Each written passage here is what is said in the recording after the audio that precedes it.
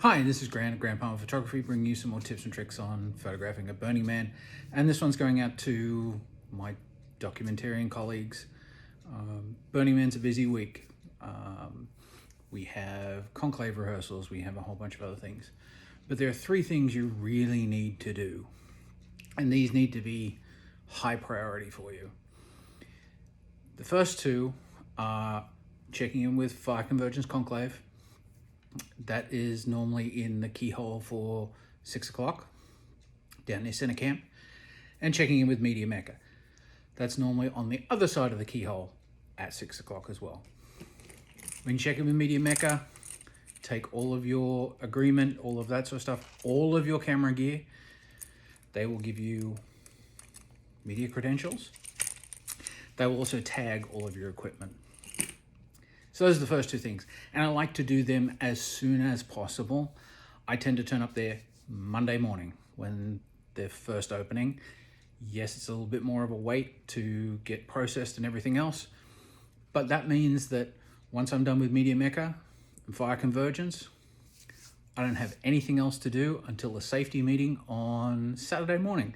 That's the third thing. It's normally about 11 o'clock. Double check that to make sure the time doesn't change. Check in with your shin. Do not be late for that meeting. Attendance is taken at the beginning of the meeting. Attendance is taken during, but you really want to be on the list checked off as soon as you can. At that meeting, you will get your Great Circle Access Pass. Used to be called the laminate. This is what the rangers are going to look for. Your conclave will get theirs at a separate meeting. You will get yours at the documentarian meeting. You have to be there. That's when they give these out. These are all numbered and assigned to you. They normally give them out with a zip tie. I normally carry additional zip ties with me. And zip tie it to something that is going to go with you on burn night. I like to zip tie mine here so it's available to the rangers. If you have a lanyard, you can put it on the lanyard, that's fine. But I would also throw an additional zip tie between the card and the firm part of the lanyard, just to make sure you don't lose it.